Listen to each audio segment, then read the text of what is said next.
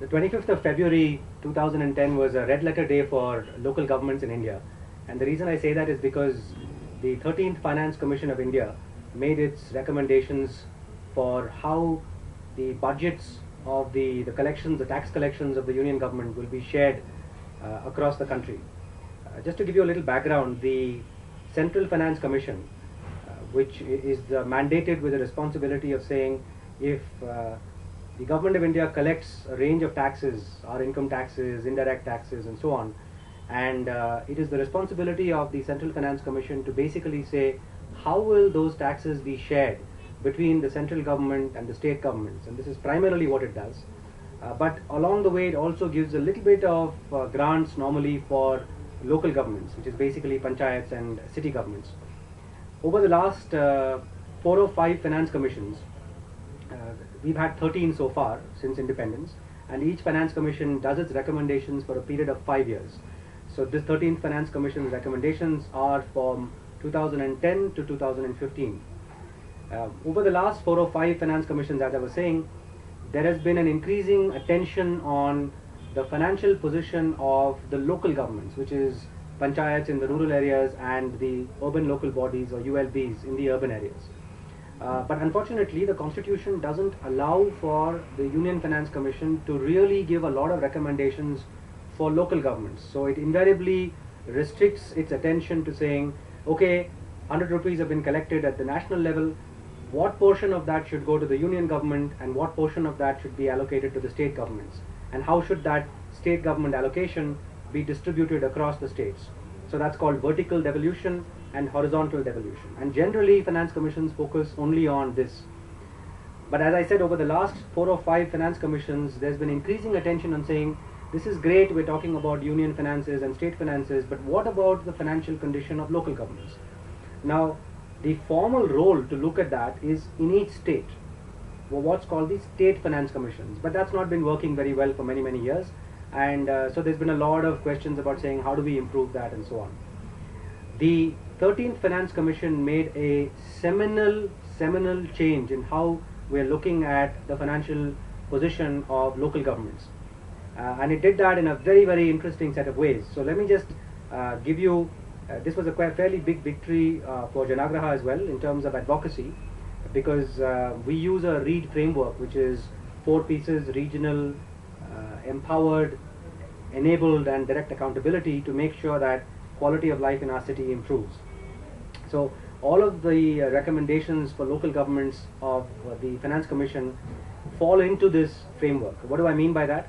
Well, number one, the big victory was that the Finance Commission has allocated a total of about 87,000 crores over the next 5 years exclusively for local governments, and that 87,000 crores will be split up between rural and urban in the ratio of their populations based on the census of 2001. So about 73% will go to the panchayats and about 27% will come to the cities. But number one, this is a tripling, more than 3 times what the previous Finance Commission had allocated. About 25,000 crores is what was allocated in the last 5 years. That has now become 87,000 crores, so it's about 3.5 times. So number one, it's a large increase in how much money is going to come to cities and panchayats. So that itself is a big victory. But beyond that is also the detailing of how that money can actually be spent. So there are 2 broad buckets in which these monies will become available to cities and panchayats. First is what's called the general allocation, which means cities and panchayats can access these funds just if they did a basic bunch of things, and there's a formula to say how much will Bihar get for its local governments, how much will UP get, how much will Karnataka get, and so on. So there's a formula for that. There are 5 or 6 components to that formula, and that's the general allocation.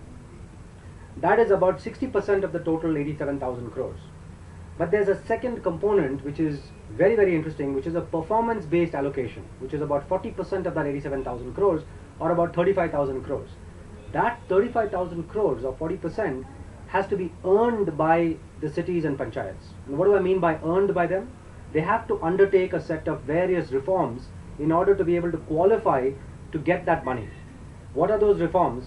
Well, there's about 8 or 9, as I said, and let's highlight a couple of them. Number one, they need to have all of their financial statements audited, and not just audited, but audited by the Controller and Auditor General of India. and they must be maintaining their accounts according to the National Municipal Accounting Manual, which is a standardized format that's been given. Number 3, they have to have service level benchmark adherence. Now these are all massive victories for Janaagraha, because over the last 6 to 7 years we have had several campaigns, including a campaign called Proof, which stands for Public Record of Operations and Finance, which we run with 3 or 4 other NGOs like Akshara, and we started with NGOs like Voices and the Center for Budget and Policy Studies, where we have been advocating for exactly these kinds of things from cities, which means they must have audited financial statements, there must be disclosure of their performance on a regular basis, and there must be standardized service level benchmarks. Another area where Janaagraha has been advocating this is in the Jawaharlal Nehru National Urban Renewal Mission. There are reform conditions inside the mission. One of those reform conditions is a law for public disclosure, which essentially says the same things, that state governments must pass a mandatory law which asks for disclosure of financial performance and also release of service level benchmarks.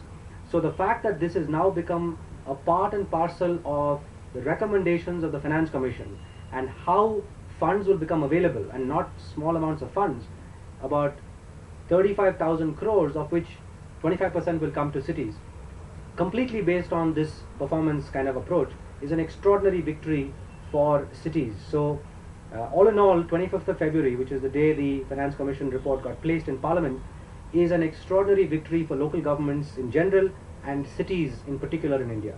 There is a link which has all the reports of the Finance Commission. I would urge you to read it, chapter 10 of the report, and it's got a lot of appendices as well. For those who want to know more about this, it's a great reading, and for anyone who aspires to be a policy advocate, it can consume you and give you lots to read about and debate, and hopefully you'll do that.